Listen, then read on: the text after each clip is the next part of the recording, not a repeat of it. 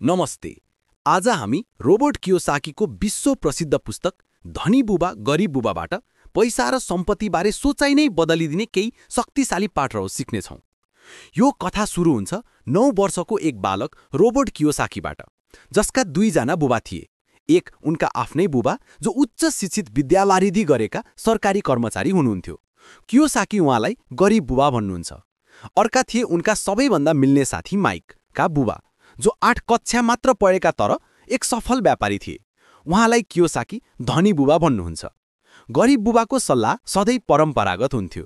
उहाँ भन्नुहुन्थ्यो, बाबु, पैसा गुमाउने खतरा कहिल्यै नमोल्नु। स्कुलमा राम्रो पढ, राम्रो ग्रेड ल्याऊ अनि एउटा सुरक्षित र प्रतिष्ठित जागिर खाऊ। हाम्रो जीवनको सिद्धान्त भनेकै पैसाका लागि काम गर्नु हो। तर धनी बुबाको सल्लाह भने बिर्कुलै फरक थियो। जब सानोमा रोबर्ट र माइकले पैसा कमाउने प्रयास गरे, धनी बुबाले उनीहरूलाई सिकाउनुभयो, केटा हो, पैसाको बारेमा तिमीहरूले स्कुलमा सिक्ने छैनौ। तिमीहरूले यो सिक्नुपर्छ कि पैसालाई आफ्नो लागि कसरी काम गर्न लगाउने। यदि तिमीहरू जीवनभर पैसाका लागि काम गर्यो भने तिमीहरू सधैँ कमजोर रहनेछौ। यहीबाट सुरु हुन्छ पहिलो र सबैभन्दा महत्त्वपूर्ण पाठ, धनीहरू पैसाका लागि काम गर्दैनन्।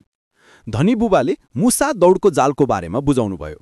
यो यस्तो दौड हो जसमा अधिकांश मानिसहरू फसेका हुन्छन्। यो जाल डर र लोभबाट बनेको हुन्छ। मानिसहरू जागिर सुरु गर्छन्, थोरै पैसा कमाउँछन्। पैसा गुमाउने डरले उनीहरू अझै कडा मेहनत गर्छन्। तलब बढ्छ, तर तलबसँगै उनीहरूको खर्च र जीवनशैली पनि बढ्छ। उनीहरू ठुलो घर किन्छन्, नयाँ गाडी किन्छन्, जस्तै उनीहरू सम्पत्ति ठान्छन्। जब खर्च बढ्छ, तब उनीहरूलाई फेरि जागिर गुमाउने डर लाग्छ। यही डरले उनीहरूलाई महिनाभरि काममा घोटिन बाध्य बनाउँछ। अनि जब तलब आउँछ, पैसा खर्च गर्ने लोभले उनीहरूलाई फेरि नयाँ दायित्वहरू किन्न प्रेरित गर्छ। डर र लोभको यो कहिल्यै नटुङ्गिने चक्रमा फस्नु नै मुसा दौड हो। यो दौडमा तपाईँ जतिसुकै तेज दौडे पनि कहिल्यै अगाडि बढ्न सक्नुहुन्न।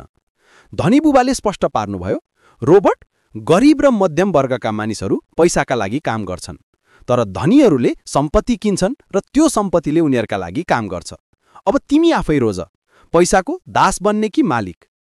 यो पाठको सार यही हो। तपाईले आफ्नो समय बेचेर पैसा कमाउन छोड्नुपर्छ र त्यस्ता सम्पत्तिहरू बनाउन सुरु गर्नुपर्छ जसले तपाईँ सुतेको बेला पनि आम्दानी दिन्छन्, जसलाई निष्क्रिय आय भनिन्छ। अब प्रश्न आउँछ, सम्पत्ति भनेको हो त के?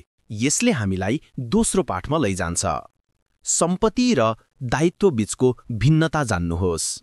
यो वित्तीय बुद्धिको आधारशिला हो। धनी बुबाको परिभाषा एकदमै सरल छ। सम्पत्ति त्यो हो जसले तपाईँको खल्तीमा पैसा ल्याउँछ, र दायित्व त्यो हो जसले तपाईँको खल्तीबाट पैसा बाहिर लैजान्छ। धेरै मानिसहरूले ऋण लिएर किनेको आफ्नो घरलाई सबैभन्दा ठुलो सम्पत्ति मान्छन्। तर एकछिन सोच्नुहोस् त, के त्यो घरले तपाईँको खल्तीमा पैसा ल्याइरहेको छ? घरको किस्ता, कर, बिमा र मर्मत खर्चले नियमित रूपमा तपाईँको खल्तीबाट पैसा बाहिर निकालिरहेको हुन्छ। त्यसैले धनी बुबाको परिभाषा अनुसार तपाईँ बस्ने घर प्राय एक दायित्व हो, सम्पत्ति होइन। यो बुझिसकेपछि तेस्रो पाठ आउँछ, आफ्नो व्यवसायमा ध्यान दिनुहोस्।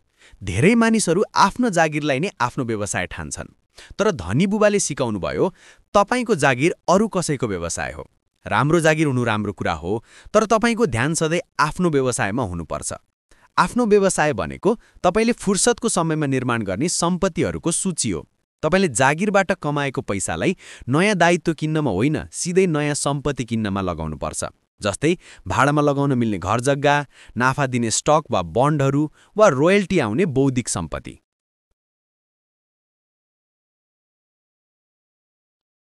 अब चौथो पाठ, जसले वित्तीय खेलको नियम बुझ्न मद्दत गर्छ, कर र कर्पोरेसनको इतिहास। कर प्रणाली सुरुमा धनीहरूलाई दण्डित गर्न बनाइएको थियो, तर धनीहरूले यसबाट बच्ने कानुनी बाटो फेला पारे। त्यो हो कर्पोरेसन। कर्पोरेसनले धनीहरूलाई साधारण कर्मचारीभन्दा धेरै कर छुट र लाभहरू दिन्छ। फरक यो छ, एक कर्मचारीले पहिला कमाउँछ, त्यसपछि सरकारलाई कर तिर्छ र बाँकी रहेको पैसाले जीवन चलाउँछ। तर कर्पोरेसनको मालिकले पहिला कमाउँछ, त्यसपछि आफ्नो व्यवसायको नाममा खर्च गर्छ र सबै खर्च कटाएर बचेको थोरै रकममा मात्र कर तिर्छ। धनी बुबा भन्नुहुन्थ्यो, यदि तिमी धनी बन्न चाहन्छौ भने तिमीले पैसा कमाउन, बचत गर्न र करबाट जोगिनका लागि नियमहरू बुझ्नै पर्छ। त्यसपछि आउँछ पाँचौं पाठ, जसले हाम्रो सोचको दायरा फराकिलो बनाउँछ। पैसा आविष्कार गर्नुहोस्। धेरै मानिसहरू सोच्छन् कि पैसा कमाउने अवसरहरू बाहिर कतै छन् र उनीहरूले केवल त्यसलाई खोज्नुपर्छ। तर धनी बुबाले सिकाउनुभयो, पैसा बजारमा पाइने वस्तु होइन, यो त आविष्कार गर्ने कुरा हो। साँचो धनीहरूले अवसरहरूलाई सृजना गर्छन्।